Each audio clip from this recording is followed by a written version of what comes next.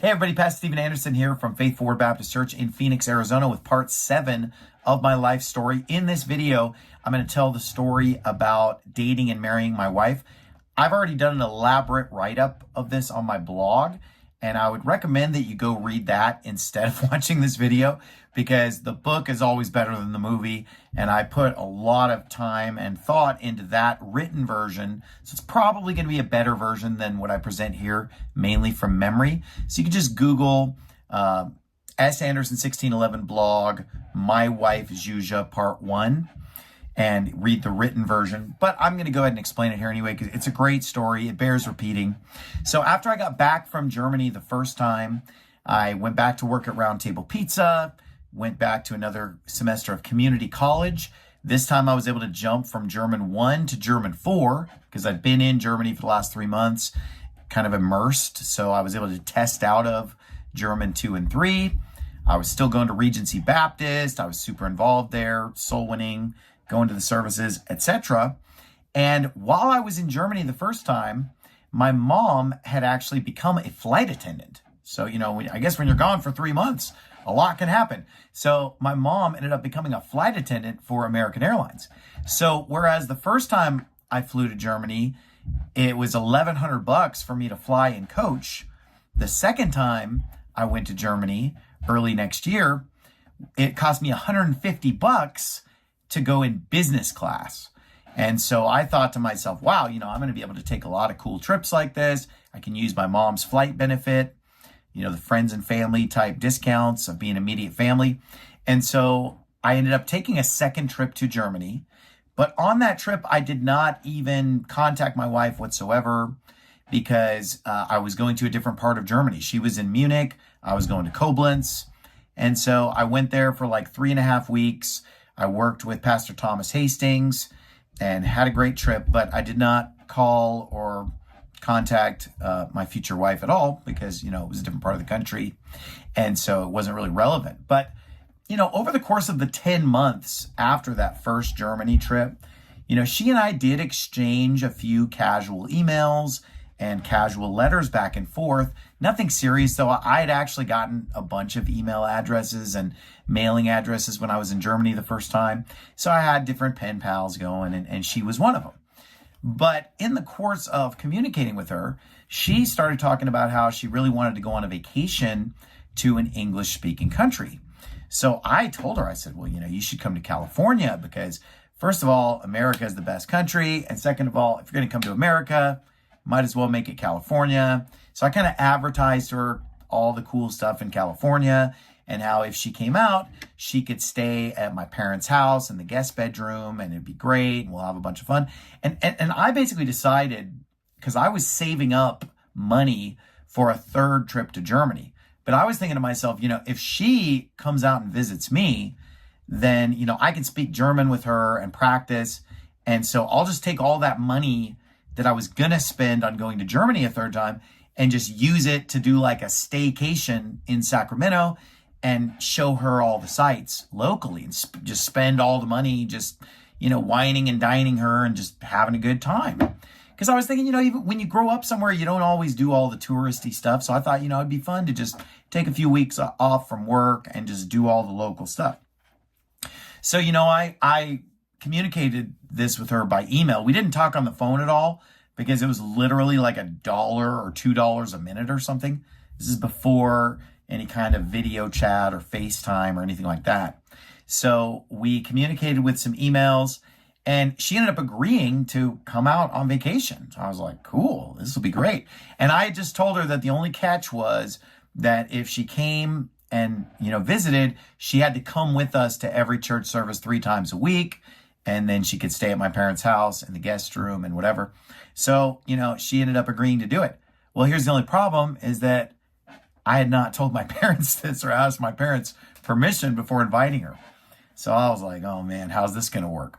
So what I did was I basically brought this up to my mom as like a hypothetical. I was like, man, wouldn't it be cool if, instead of me going to Germany to practice the language, what if one of my friends from Germany would come out and visit here, maybe even stay at the house? And, if I had someone visiting, then I could practice German.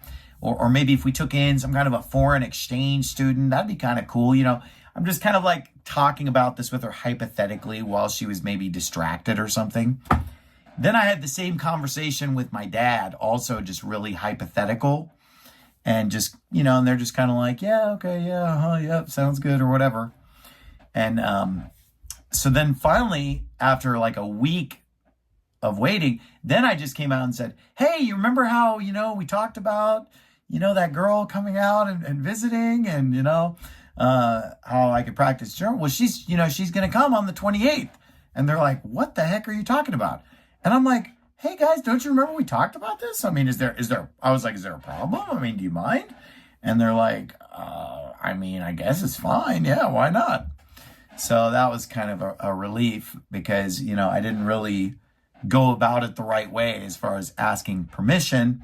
And so they ended up being fine with it. They thought it was okay. We had an extra room in the house anyway that was like a guest room for her to stay in. And I said, she's going to be going to church with us and everything like that. Well, here's the thing. Like, I barely knew this girl. Okay. Like, I literally had talked to her in Germany in person, probably 40 minutes, and then maybe 10 minutes on the phone. So I've literally talked to her for less than an hour, face to face, 40 minutes. We'd exchanged, like I said, a few letters, a few physical letters, a few emails, but nothing super serious. But I was really excited about, her coming out and visiting and just having a lot of fun. So once my mom was used to the idea of her coming out, I sat down with my mom and we brainstormed, like, what would we do for these 2 weeks? Like, what are the fun places we would go? So we came up with a list that included Six Flags, Marine World, Old Sacramento, river rafting, Moaning Caverns, Highway 1 and, the Pacific Ocean, going to the beach, San Francisco, Chinatown, kayaking, Folsom Lake, Lake Comanche, Sunsplash. There was also a Beach Boys concert while she was there. So, I bought tickets to the Beach Boys concert. And so, I just all this stuff lined up, just like wall-to-wall activities of just all this really fun stuff to do. One fun thing I wanted to do, I wanted to take her on a tour of Folsom Prison, but it wasn't going to work out because she's a foreigner or something like that. But anyway, so, finally the day comes that my wife is going to come visit. Of course, she's not my wife yet. I, barely knew her at this point. But, this is before cell phones. So, virtually no one had a cell phone. I certainly didn't have one. And so I was so paranoid about being late to pick her up or not being there or just, having something go wrong on the road because I lived in Sacramento and I was picking her up in San Francisco. So I literally got there over 8 hours before her flight was going to land. So I waited at the airport for over 8 hours. So I literally ate like 2 complete meals and read a book. And I'm just there all day because I was just really excited. And I was just really nervous about not being there. And she gets off the plane in a foreign country. There's nobody there. There's no cell phones back then. Back then, when you said you were going to be somewhere, you just had to actually be there. And so I got there super early. And then when she was getting off the plane, I was literally holding up a sign with her name on it because like I said, I had only met her a few times. And so I kind of knew what she looked like, but there were definitely some other girls getting off the plane where I was like, is that her? So I held up the sign and she looked totally different than I remembered her, because that's just the way, when you don't have pictures of someone and it's been 10 months since you've seen them a couple times, so I had this little sign. She thought that was hilarious that I was like a limo driver or something holding up the sign. So we get in the car. It took us 4 hours to get home, even though it should be like an hour and a half, 2-hour drive because it was Friday night traffic. So we're sitting in the car for 4 hours, but that gave us a chance to talk and get to know each other. I gave her the gospel again. I'd already presented it to her in person in Germany, and then I'd, written about it a little bit in our communications, but I presented the gospel to her again. She didn't get saved. We just talked, got to know each other. And then as we're driving by Six Flags Marine World, I just kind of casually said, oh, that's where we're going to be tomorrow. And it's, she was pretty impressed by that because it's a pretty amazing roller coaster park. And so she thought that was super cool. So we get back to my parents' house on that Friday evening, and they met her for the first time. They had a really nice, friendly interaction. It was kind of funny, though, because she presented them with a bottle of wine, and my parents didn't drink. And so we kind of just had a good laugh about that. But, she just was kind of bringing a standard type of a Germany gift, I guess. So we get up the next morning, and we go to Six Flags Marine World. On the way there, we stopped at the Rite Aid in Vallejo to pick up like some snacks for the day. And I remember buying a bunch of sour candy. At that point, I was on like a sour candy kick.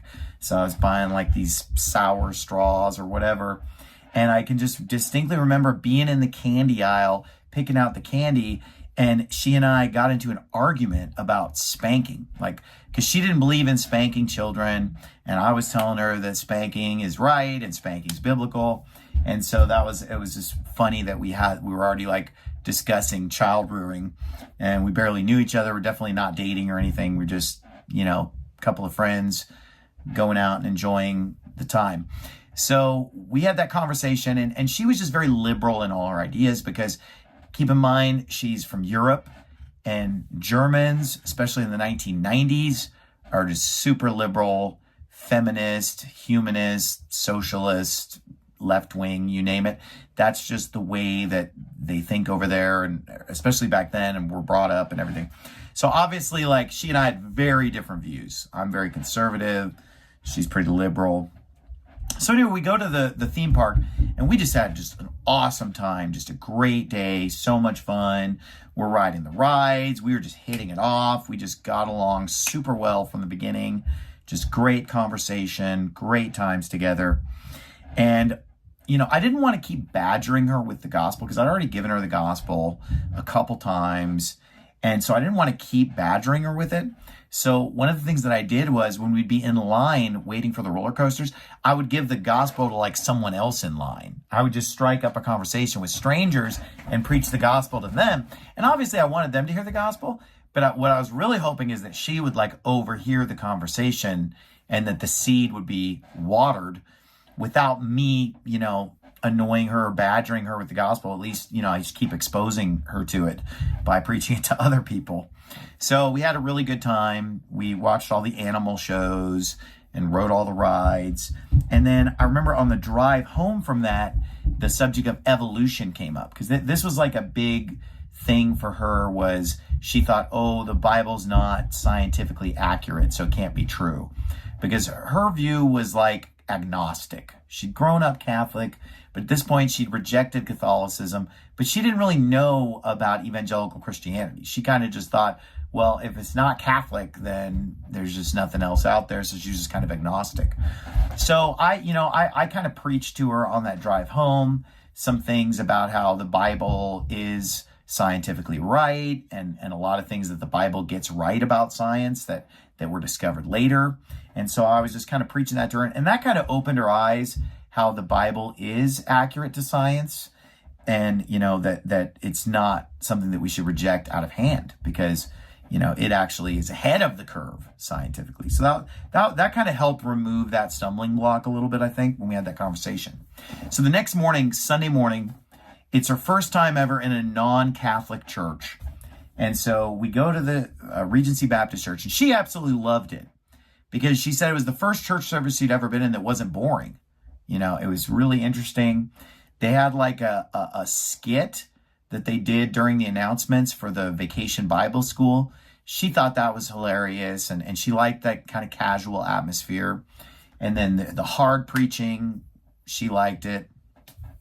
That afternoon, we picked up some sandwiches from Togo's, and we went to the river and just kind of hung out at the river, swung on a rope swing, went swimming, just kind of hung out by the riverside, lazy afternoon, and then went back to church on that Sunday night.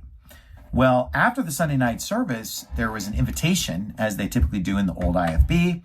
And so she ends up, raising her hand during the invitation as being not 100% sure that she's going to heaven. She's being honest. So she raises her hand, and this lady from the church approaches her and, takes her up to the front in order to win her to Christ. So this lady goes through the whole plan of salvation with her and then wants to pray with her at the end. And my wife said, no, I don't want to pray. And she said, well, why not? And she said, well, I already know everything that you told me because Steve has already explained this to me a few times. I'm just not really sure if I believe it. I just don't know if I'm ready. So I just need to think about it more. And so she ended up, not getting saved. But again, it was just another exposure to everything. So then we ended up, after church, we drove out to a place where we kind of look at the stars.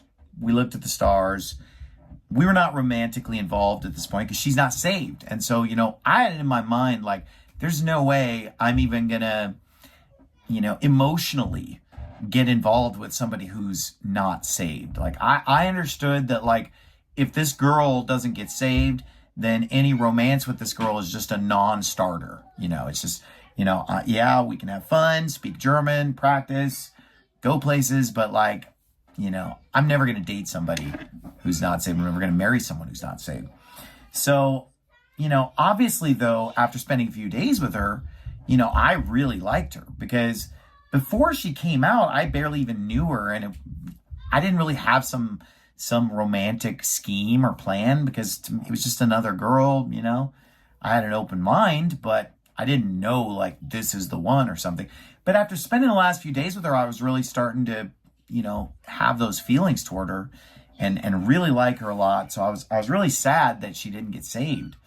And so that night, on that Sunday night, I went home and, she went up to her room. I'm downstairs in my room.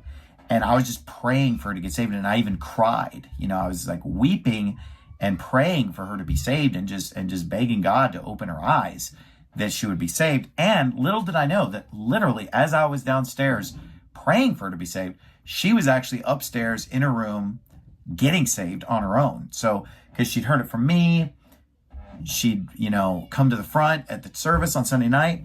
And even though she didn't pray then and there, she thought about it more. She went home. She thought about it in her room, and then she ended up praying on her own. And then the next day, she told me that she had prayed and gotten saved. And so then, once I knew that she was saved, then I could kind of unshackle my feelings toward her and really get emotionally invested. And so, right away on Monday, I told her how I felt, and we became romantically involved. So, she got there on Friday evening and she got saved on Sunday night. Monday, we're romantically involved. And then, we just spent that whole week just going and doing all the fun stuff on that list that I had brought up. And so, we're going rafting, we're going to the caverns, we go to San Francisco, Chinatown, all these different places. And so we were pretty much together all day. So the only time we were apart was at night, just to go to bed at night and be in our own separate situation. But every waking hour we spent together. So, we spent a lot of time together and it was wall-to-wall activities too. We weren't just sitting around. It was just every day because I had saved up, I think $1,100 or something that I was going to use to go to Germany. And then she had also, brought money for her trip. And so we had the money, and I just had in my head, I'm going to spend all this money. We're just going to have fun and just go places and just do wall-to-wall activities. So we were just living it up and having a great time. Super fun time the whole week. So Saturday rolls around, this is 5-6 days later. Saturday rolls around, and we ended up going out to Lake Comanche, where my sister and her family had parked their camper and they were doing a camping thing. So we're going to join them for that. And we're going to stay with them in their RV. And so we went there and hung out with them and did that whole, I think we went up Friday night is what it was. And then we, spent the night on the campsite with them.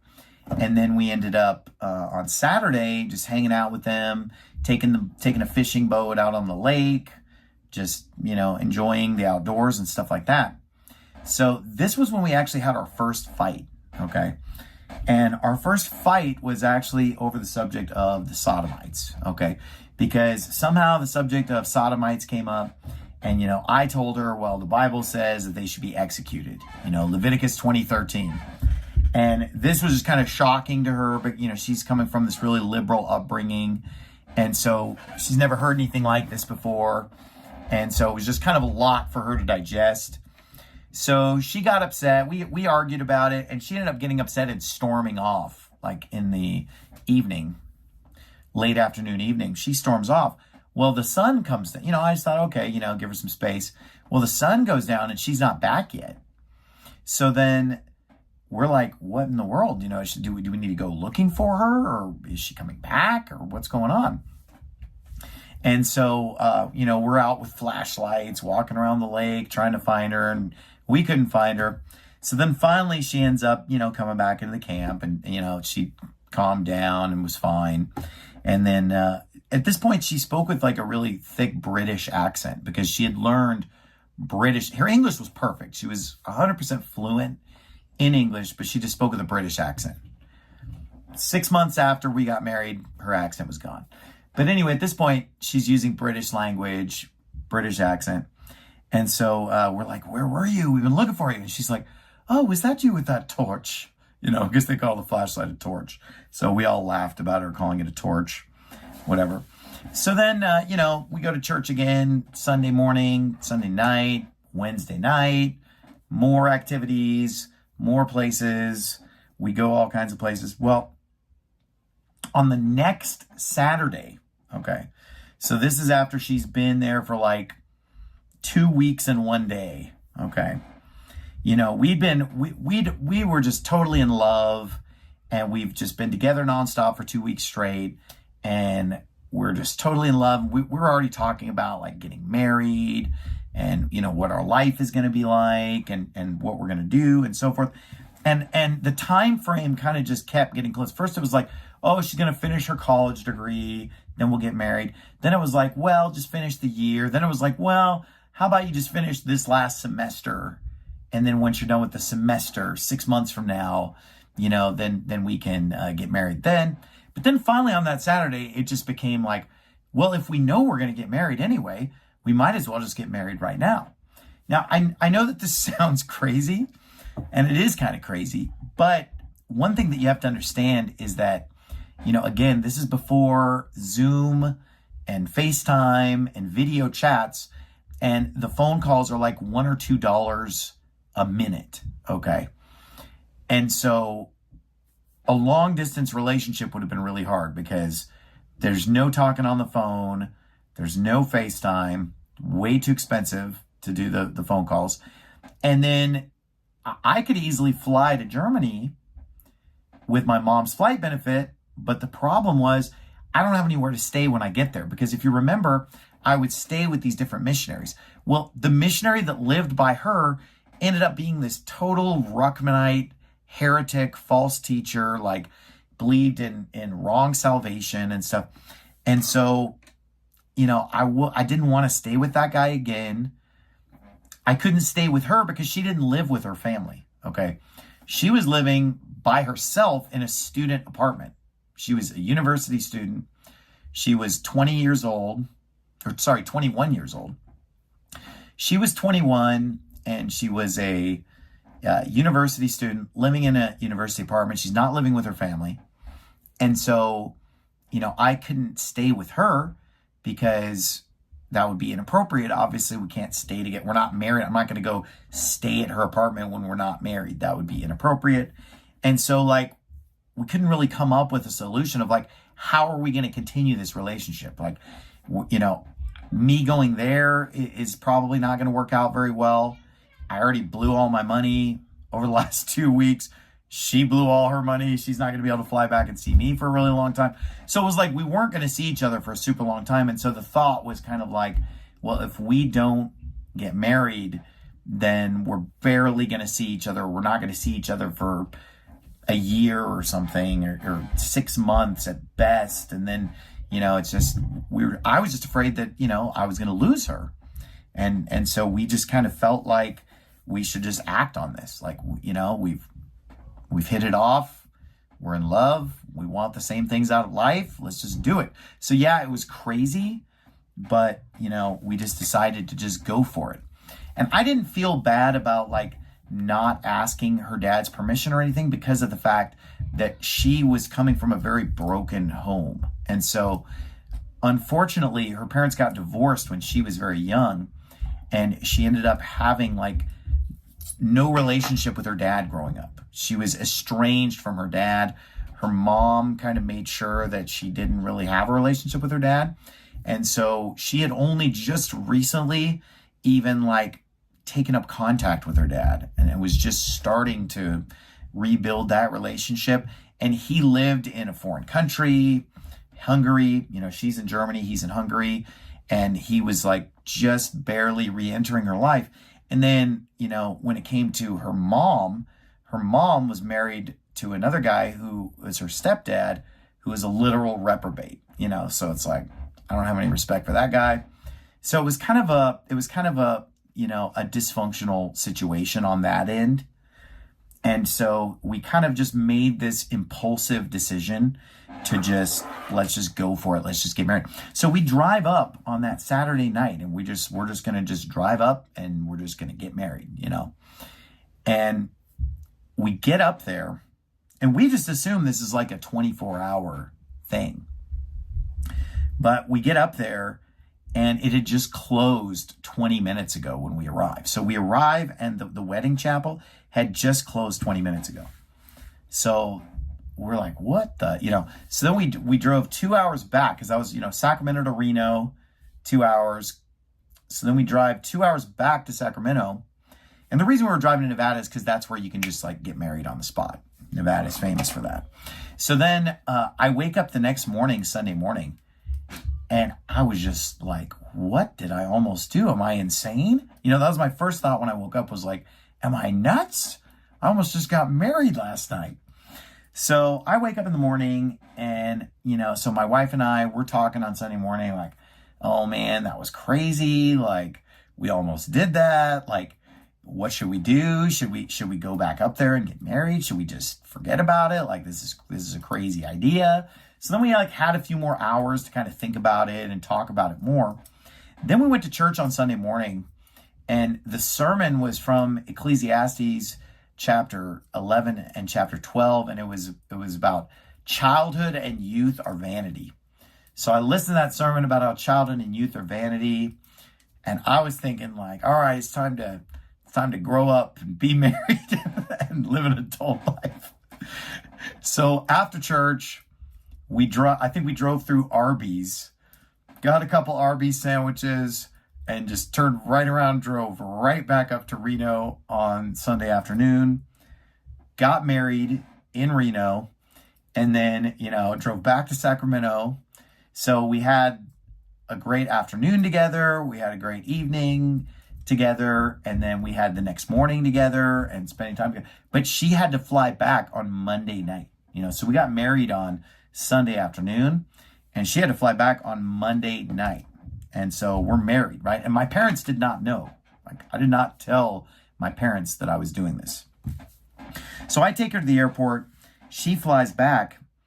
And now, she's going to be gone for like a couple weeks. She ended up being gone for exactly 19 days. And believe me, I was counting the days. So she's gone for 19 days. And in that 19 days, I had to kind of get my act together, because you got to put yourself in my position. Like, I'm 19 years old. I just turned 19. I'm living at my parents' house. I work at Round Table Pizza, making just a little over minimum wage. How am I going to be married? Like, I need to get a better job. I need to get a place to live.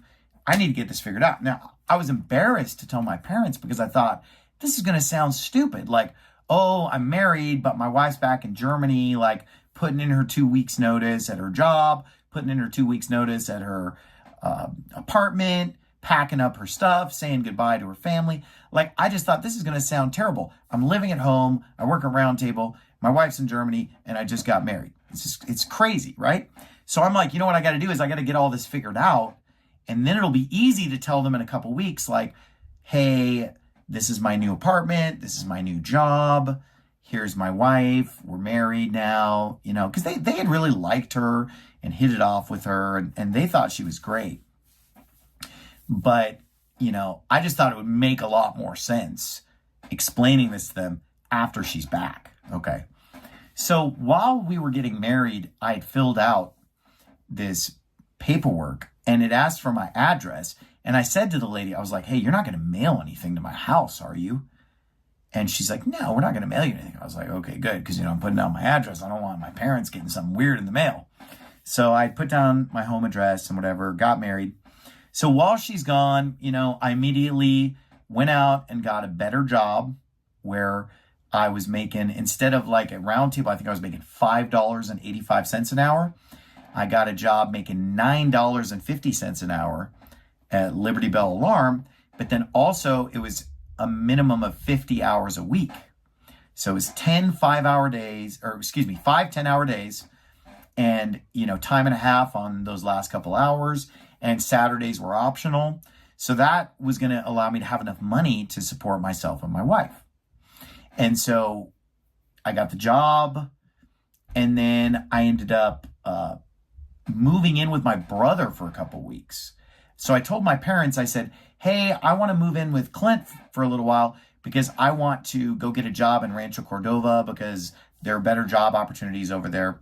So I moved from my parents' house to Clint's house, started working at Liberty Bell Alarm right down the street from his house, and then, started working on getting an apartment. I was able to get an apartment that would be ready 4 days after my wife got back. So that's pretty good. I was only going to be like a 4-day discrepancy there. And then I got the job, I got a ring, I got an apartment. So everything was going perfectly according to plan. I figured as soon as my wife gets back, then we can tell my parents and they'll be happy for us because we have a place to live, job, everything's cool. Don't worry, mom, dad, it's all under control. But unfortunately, Nevada ended up mailing something to my parents.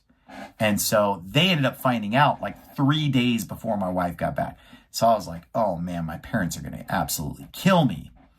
So I decided that the best place to see my parents after they found out, because they found out on a Wednesday morning.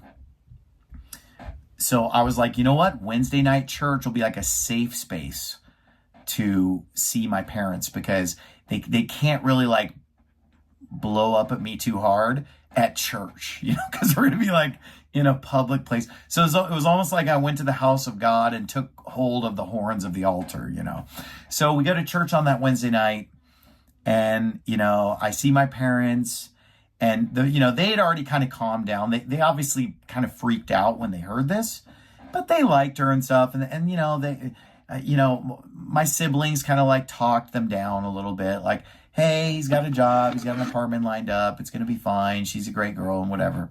So they walked up to me. The first thing they said was like, hey, we're not mad at you, Stephen, it's okay. And I just said, well, I guess you can't really tell me like to never do this again because it's kind of a one-time deal. So, we laughed about that. And then, she ended up showing up 3 days later. We stayed at a hotel for a couple nights, and then we stayed in my sister's RV for a couple nights. And then we, got into our new apartment. Everything was cool. So I think she flew back, I guess it was like Saturday that she flew back. And then, so my parents found out on the Wednesday. She flew back on that Saturday. And then the next morning we went to church. And she got baptized because even though she'd gotten saved like over a month earlier, she hadn't been baptized yet. So she ended up getting baptized that Sunday morning. And, they introduced her as, oh, this is Steve's wife. And so that's everybody at the church found out. A few weeks later, they threw us like a big reception because we obviously hadn't had much of a wedding.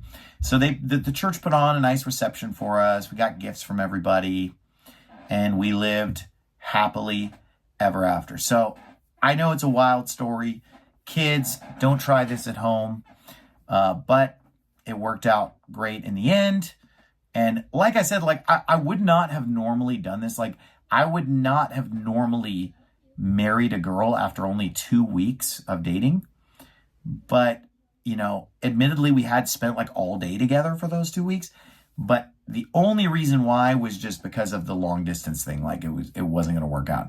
So I'm not necessarily recommending this kind of courtship, but it is what it is. When we're young, we make some wild and crazy decisions. Obviously, I don't regret it at all because it worked out great. I love my wife so much. I can't even imagine being married to anyone else. We've been married for over 25 years and we're super happy. And so that's the story. And like I said, there's probably a more detailed version over on my blog.